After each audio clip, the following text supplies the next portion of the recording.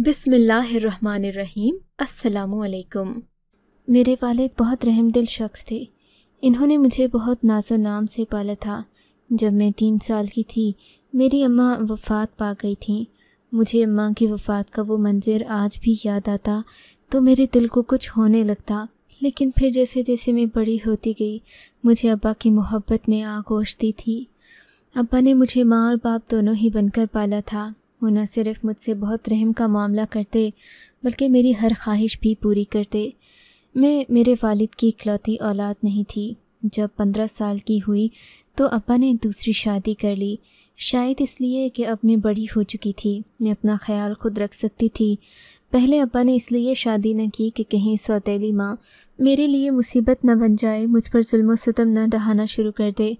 मगर जैसे ही अब्बा ने दूसरी शादी की वही हुआ जिसका डर था। सौतेली माँ पहले पहल तो बहुत अच्छी रही, मेरे साथ अच्छा सलूक करती, लेकिन फिर रफ्ता रफ्ता इसने अपना रंग दिखाना शुरू कर दिया। बहरहाल मैं भी अब इतनी छोटी नहीं थी कि अपने ऊपर होने वाले जुल्म सितम की दास्तां बयान न कर सकूं।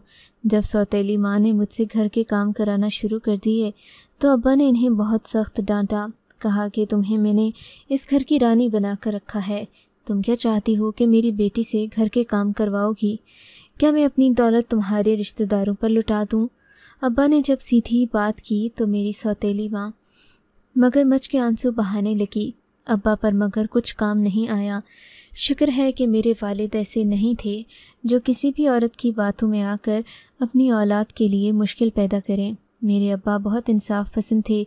ऐसा नहीं है कि इन्होंने अपनी दूसरी बीवी को मेरी खिदमत के लिए या देखभाल के लिए लाया था, लेकिन वो ये भी नहीं चाहते थे कि मेरी हक तलफी हो।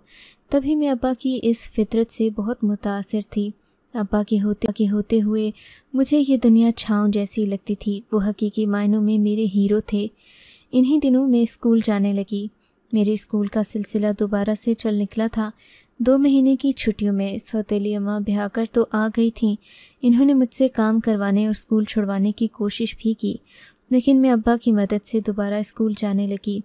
अब सौतेली माँ को अपनी हैसियत का अंदाज़ा हो चुका था, इसीलिए वो मुझसे मोहतात अंदाज में बात करती थीं।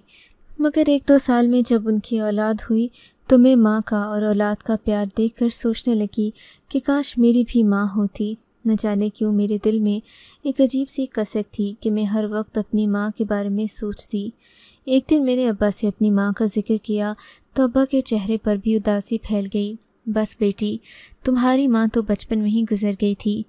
अगर मेरे इख्तियार में होता तो मैं अपनी ज़िंदगी उसे दे देता और तुम्हें माँ की कमी महसूस न होने देता।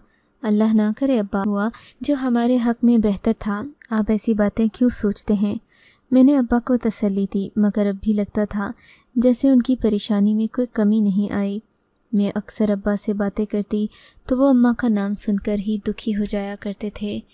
खैर, जिनकी माँ न हो वो वैसे ही बड़े हसास दिल के हुआ करते हैं। मैं स्कूल जाने के लिए रोज़ अब्बा से जेब खर्च मांगती। अब्बा मुझे 100-200 रुपये दे देते। मैं उन रुपयों से अपने पास कोई चीज़ न रखती। कभी अपनी किसी गरीब सहेली को खाना खिला देती, कभी अपनी किसी सहेली को कॉपी पेंसिल ले देती। बस यही मेरा मशगला था और मैं इसमें सुकून महसूस करती थी। एक दिन मैं स्कूल से वापस आ रही थी। मैंने देखा एक आदमी मेरा पीछा कर रहा था। उसे देखकर मैं खौफज़दा बिल्कुल भी नहीं हुई थी, क्योंकि मैं जिस जगह से आ रही थी वो जगह गुंजान आबाद थी। आसपास लोगों का रश था, सो वो आदमी मुझे कुछ कह तो नहीं सकता था। आगे जाकर मैं रुकी। उस आदमी को देखकर तरस आने लगा। वो आदमी कुछ भी नहीं था बल्कि एक मामूली सा फ़कीर था। उसे देखकर बल्कि मुझे तरस आ गया। मैंने कहा, आप यहाँ क्यों खड़े हैं? बाबा जी, क्या आपको मैं खाना खिला दूँ? मैंने रहमदिली से पूछा। नहीं बेटी, तुम मुझे खाना मत खिलाओ, मुझे कुछ रुपए दे दो, मैं अपने लिए खाना ख़रीद लूँगा। बाबा जी ने ये कहा तो मैं सोच में पड़ गई। कहीं ऐसा ना हो कि किसी चोर डाकू का भेजा हुआ हो, मेरी फराख दिली से मेरे घर का अंदाज़ा लगा देना चाहता हो। मैंने इनकार कर दिया कि मेरे पास कोई पैसे नहीं हैं, अगर खाना खाना है तो घर चलो, मैं खिला देती हूँ। फ़कीर बाबा मेरी ये बात सुनकर मेरे साथ चल पड़ा। कहने लगा, तुम अगर मुझे खाना भी खिला दो तो मेरे लिए 1 वक्त की रोटी बन जाएगी। میرے 3 بچے ہیں، وہ بھوکے سوتے ہیں۔ میں ان کی باتیں سن کر کافی جذبہ انہیں گھر لے کر آئی۔ سوتیلی ماں نے جب دیکھا کہ میں ایک فقیر کو گھر لائی ہوں تو تیوری پر بل ڈال دیے اور آسمان سر پر اٹھا لیا۔ میں اپنی اماں کی یہ باتیں سن کر بہت محتاط ہو گئی تھی کہ شاید واقعی میں نے کچھ غلط کام کر دیا ہے، مگر سب سے زیادہ حیرت مجھے اس وقت ہوئی جب ابا گھر میں داخل ہوئے۔ ان کی نظر فقیر پر پڑی تو اس نے بھی نظریں جھکا لیں اور وہ ابا کو دیکھنے لگا۔ ابا کا لال چہرہ مجھے یہ بتا رہا تھا کہ ابا کو اس آدمی پر بہت غصہ آیا ہے، حالانکہ وہ گھر کے گیراج میں بیٹھا تھا اور صرف سوکھی روٹی کھا رہا تھا، لیکن پھر بھی ابا کا غصہ دیکھنے والا تھا۔ وہ شخص ابا کے ڈر سے اٹھ کر کھڑا ہو گیا۔ مجھے معاف کیجیے گا صاحب، میں تو بس روٹی کھانے یہاں آیا تھا، تم دفع ہو جاؤ یہاں سے۔ تمہاری ہمت کیسے ہوئی میرے گھر آنے کی؟ میں خوب سمجھتا ہوں کہ تمہارا مقصد کیا ہے، تم میری بیٹی کے پیچھے آئے ہو نا، تمہیں میں زندہ زمین میں گاڑ دوں گا۔ ابا نے یہ کہہ کر اس پر حملہ کرنے کی کوشش کی تو وہ ابا کے پاؤں میں گر گیا۔ صاحب، جیسا آپ سوچ رہے ہیں ویسا بالکل بھی نہیں ہے۔ جب آپ نے مجھے پہلے دیکھا تھا تو میں ایک مختلف انسان تھا، لیکن آج میں بدل چکا ہوں۔ اللہ بھی انسان کو معافی کا موقع دیتا ہے۔ آپ تو انسان ہیں صاحب جی، مجھے معاف کر دیں۔ فقیر ابا کے پاؤں سے لپٹا مسلسل رو رہا تھا۔ ابا نے مجھے اشارے سے اندر جانے کا کہا، جبکہ میری اماں بھی اندر کمرے میں آ گئی تھیں۔ وہ پریشان لگ رہی تھیں اور کچھ سوچ بچار میں بھی گم تھیں، جبکہ ابا اس فقیر سے رازدارانہ انداز میں باتیں کر رہے تھے۔ پھر انہوں نے فقیر کو ہزاروں روپے دیے اور کہا کہ آئندہ اس گھر میں نہیں آنا۔ اتنے میں دوبارہ باہر آ گئی تو ابا نے مجھے سختی سے وہاں سے جانے سے منع کر دیا۔ میں جلدی سے اپنے کمرے میں تو آ گئی تھی، مگر فقیر کی باتیں اور ابا کا اس کے ساتھ رویہ، مجھے ایسا سے وہ میرے باپ کو پہلے سے جانتا ہو۔ خیر مجھے کیا ہوگا، کوئی ان کا پرانا دشمن یا دوست، میں نے دل میں سوچا اور اپنے کام میں مگن ہو گئی۔ یہ اگلے دن کی بات ہے جب میں اسکول سے واپس آ رہی تھی کہ میری نظر اسی فقیر پر پڑی۔ آج بھی وہ بے حد پریشان لگ رہا تھا۔ اس کی پریشانی دیکھ کر لگتا تھا کہ وہ مجھ سے بات کرنا چاہتا ہے یا پھر مدد مانگنا چاہتا ہے۔ وہ آگے آیا تو میں نے اسے دیکھ کر ہی روک دیا۔ بابا جی، آپ مجھ سے کوئی بات مت کیجیے گا، خدا را، میرے ابا کو آپ پر بڑا غصہ آیا تھا اور اسی وجہ سے اب میں بھی ڈر گئی ہوں۔ بیٹی، میں تم سے صرف ایک بات کہوں گا، اگر تمہارا دل ہوا تو مان جانا، ورنہ میں تمہیں کبھی بھی مجبور نہیں کروں گا۔ اب تو میں تمہیں پہچان چکا ہوں۔ آپ نے مجھے کیسے پہچانا؟ میں نے فقیر سے پوچھا۔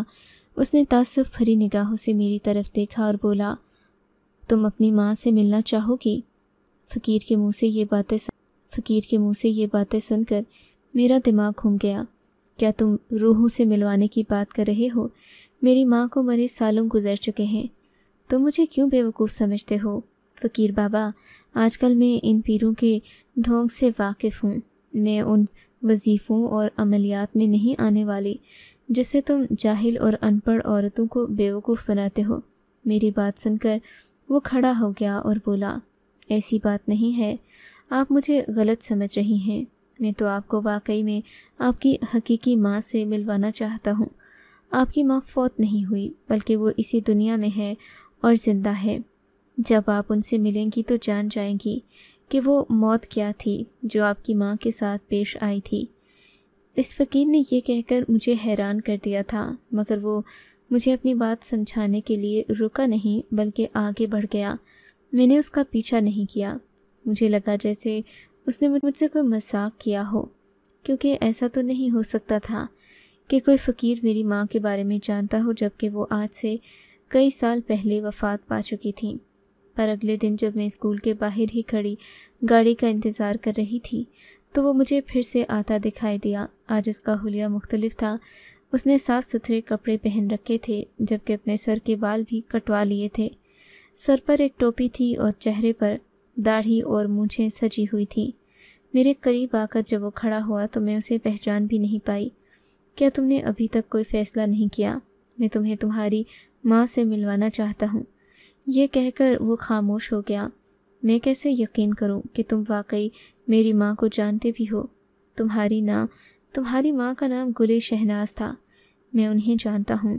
اس نے مجھے میری ماں کے بارے میں 2-3 اور بھی معلومات بتائیں تو میں حیران رہ گیا۔ کیا میری ماں کو تم نے اغوا کر رکھا ہے؟ آدمی رازدارانہ انداز میں بولا۔ نہیں، لیکن تم ان سے ملو گی تو ساری حقیقت جان جاؤ گی۔ اس کی بات سن کر مجھے تجسس سا ہوا کہ اگر میری ماں زندہ ہیں تو وہ مجھ سے ملنے کے لیے کیوں نہیں آتی۔ لیکن اس سے پہلے کہ میں اس فقیر کی بات اپنے دل و دماغ سے نکالتی، میرے دل میں خیال آیا کہ کیوں نہ ایک بار اس کی بات آزما لی جائے۔ نہ جانے کون عورت ہے جو مجھ سے ملنا چاہتی ہے، اور اگر میری ماں ہے تو وہ کہاں ہے؟ پھر میں نے سوچا کہ آج کی رات میں اس فقیر کے بارے میں اچھی طرح سوچ لوں گی، کل آ کر اسے اپنا جواب دے دوں گی۔ میں نے فقیر سے 1 دن کا وقت لے لیا اور گھر آ گئی۔ آج میرا ایک ہی مقصد تھا کہ میں کسی طرح اپنی والدہ کی وفات کے بارے میں جان سکوں۔ میری سوتیلی ماں تو کچھ مہینے پہلے ہی آئی تھیں، سو انہیں نہیں پتہ تھا۔ شام کو ابا آئے تو میں نے ابا سے ایک سوال کر ڈالا، ابا میری اماں کی قبر کہاں ہے؟ میں جا کر امی کے لیے فاتحہ پڑھ کے مطابق تو میری والدہ فوت ہو چکی تھیں، ایسے میں والدہ کی قبر بھی تو ہونی چاہیے۔ میری اس بات پر ابا چونک اٹھے۔ بیٹی تم یہ کیسی باتیں کر رہی ہو؟ کیا تمہیں یہ بات کسی نے کہی ہے؟ ابا خوفناک سے انداز میں بولے تھے جیسے وہ اس بات سے ڈر گئے ہوں۔ نہیں ابا، مجھے تو کسی نے نہیں بتائی، بس آج اسلامیات کی کلاس میں ہم نے قبرستان کی دعا پڑھی تو میرے دل میں خیال آیا کہ میری اماں کو بھی تو میری دعاؤں کی ضرورت ہوگی، میں ان کی قبر پر جا کر فاتحہ پڑھ آؤں گی۔ قبر سے کچھ نہیں ہوتا بیٹی، ابا بات بدل کر بولے، جب تک انسان کے دل میں ایصال ثواب کی نیت ہو تو دعا بھی ہو جاتی ہے اور اہل قبر کو اس کا اجر بھی مل جاتا ہے۔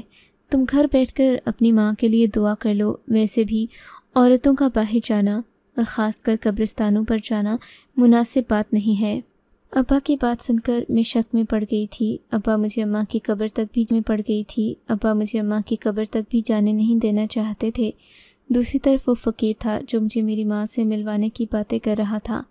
میں نے آؤ دیکھا نہ تاؤ ابا کی بات پر شک کرنا شروع کر دیا۔ ابا آپ مجھے کچھ تو بتائیں، میری اماں کی وفات کیسے ہوئی تھی؟ میرے اگلے سوال پر ابا نے گھوم کر مجھے دیکھا اور میرے قریب آ کر بولے، سچ سچ بتاؤ، تم نے کسی سے کوئی بات چیت تو نہیں کی؟ وہ جو آدمی یہاں آیا تھا اس نے تو کوئی بکواس نہیں کی؟ نہیں ابا، بس آج ویسے ہی مردوں اور قبروں کے بارے میں پڑھ رہے تھے تو میرے دل میں بار بار اماں کا خیال آ رہا تھا۔ میں رونے لگی تو ابا میرے پاس آ کر بیٹھ گئے، مجھے پیار سے سمجھانے لگے، میری بیٹی تم پریشان نہیں ہو، میں تمہاری ماں کو سمجھا دوں گا، وہ تمہارے ساتھ اب برا سلوک نہیں کرے گی۔ میں جانتا ہوں تم اسی کی وجہ سے پریشان ہوتی ہو، بس کیا کروں بیٹا، میں نے کئی سال صرف تمہاری وجہ سے شادی نہیں کی، لیکن اب ایک مجبوری بن چکی ہے۔ میں تمہیں ہر بات نہیں بتا سکتا، مگر آس پاس کے لوگ مجھے عجیب سا سمجھنے لگے ہیں۔ انہیں لگتا ہے جیسے شادی نہ کر کے میں ایک گنہگار شخص ہوں، اسی لیے بس میں نے شادی کر لی، اور پھر تمہاری رخصتی کے بعد میں بھی تو اکیلا ہو جاؤں گا۔ ابا نے بات کو تو گھما پھرا دیا تھا، لیکن میں پہلے والی بات میں ہی اٹکی ہوئی تھی۔ رخصتی سے پہلے مجھے اس بات کو یقینی بنانا تھا کہ کیسے بھی مجھے اپنی ماں کے بارے میں پتہ چل جائے، ورنہ شادی کے بعد تو ایسے معاملات میں دیر ہی ہو جاتی ہے، اور کبھی کبھی تو ایسے راز ہی رہ جاتے ہیں۔ اگلے ہی دن مجھے معلوم ہوا کہ ابا میرے رشتے کی تلاش میں ہیں۔ یہ سن کر میرے تو ہوش ہی اڑ گئے تھے۔ آخر ابا کو ایسی بھی کیا جلدی تھی کہ وہ فوراً سے پہلے میری شادی کرنا چاہتے تھے، مجھے ماں کی قبر پر بھی جانے نہیں دینا چاہتے تھے۔ میں نے پورا دن اور رات سوچنے کے بعد ایک بات کا اندازہ لگا لیا تھا کہ کچھ میرے سے چھپایا جا رہا ہے۔ اگلے دن جب میں اسکول کے باہر آ کر کھڑی ہوئی، یہ ذرا پہلے کا وقت تھا، اسی وقت وہ فقیر آتا دکھائی دیا۔ وہ میرے قریب آ کر کھڑا ہو گیا اور مجھ سے وہی سوال کیا، ہاں میں اپنی ماں سے ملنا چاہتی ہوں، کیا تم مجھے لے جا سکتے ہو؟ میری بات پر اس کا چہرہ کھل اٹھا، کیوں نہیں، تم میرے ساتھ آؤ، ٹیکسی میں بیٹھو، میں تمہیں وہاں لے جاؤں گا، ہاں مگر یہ بات اپنے باپ کو مت بتانا۔ یہ کہہ کر اس نے مجھے رکشے میں بٹھا دیا۔ خود وہ رکشے والے کے ساتھ آگے کی سیٹ پر بیٹھا تو مجھے اس کے کردار پر یقین آ گیا۔ واقعی یہ تو کوئی معقول آدمی ہی لگتا ہے، میں نے سوچا۔ حالانکہ میں نے منع نہیں کیا تھا، مگر پھر بھی وہ میرے ساتھ پیچھے نہیں بیٹھا بلکہ آگے ڈرائیور کے ساتھ بیٹھا۔ رکشے پر ایسا کرنا مشکل ہوتا ہے۔ गलियां घूमते घूमते बिलाखिर रक्षा एक ऐसी गली में दाखिल हुआ जो मैंने सोचा भी नहीं था। मैं कभी ऐसे इलाके में पहले गई तो नहीं थी, मगर दरवाज़ों, पर्दों और यहाँ पर चलने वाली मौसीकी से अंदाज़ा होता था कि ये कोई अच्छी जगह नहीं है। आसपास सुर्ख किस्म की रोशनियाँ थीं, जबकि हर जगह, बाज़ार, गली में, दरवाज़ों के सामने ऐसी औरतें बैठी थीं जिनके लिबास भी ठीक नहीं थे। मैं फ़ौरन समझ गई कि रिक्शे वाला मुझे लेकर कहाँ आया है। मेरा दिल किया कि मैं यहाँ से उतर कर भाग जाऊँ। फिर सोचा कि शायद मैं शक कर रही हूँ।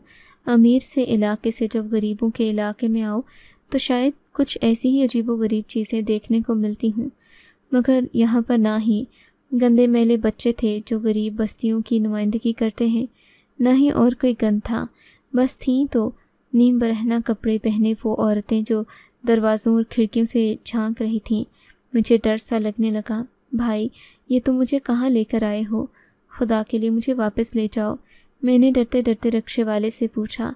जब भी उस फ़कीर ने मुझे रुकने का इशारा किया, बोला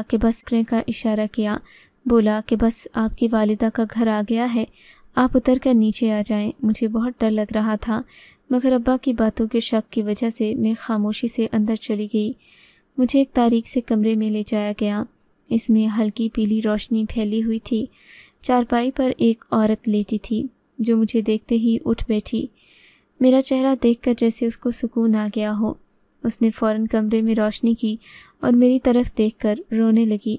फिर उसने मुझे आगे बढ़कर गले लगा लिया। मैंने देखा उस औरत की शक्ल सूरत मुझसे काफ़ी मिलती जुलती थी।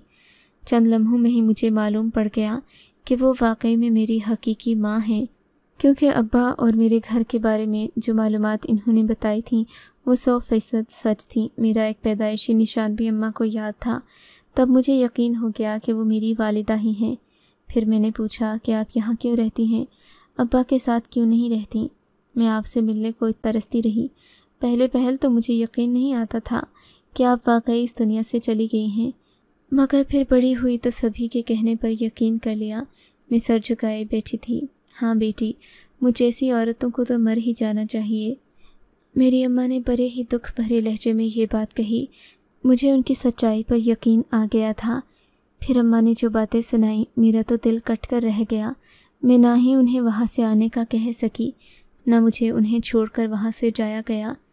बेटी, मैं इसी मोहल्ले में पैदा हुई थी, पली बढ़ी भी यहाँ थी, मगर खुदा ने मेरी फितरत में पाकीज़गी और नेकी रखी थी। जब मैं बड़ी हुई तो ऐसी ही पाक और पवित्र थी। जब मुझे पहली बार तुम्हारे बाबा ने देखा तो वो मेरी एक झलक देखते ही मुझ पर फरिश्ता हो गए। इन्होंने मुझसे शादी करने की ठान ली, जबकि इस पूरी गली में आज तक किसी की शादी नहीं हुई थी। सब जानते थे कि यहाँ जिस्मों का सौदा होता है, इज़्ज़त।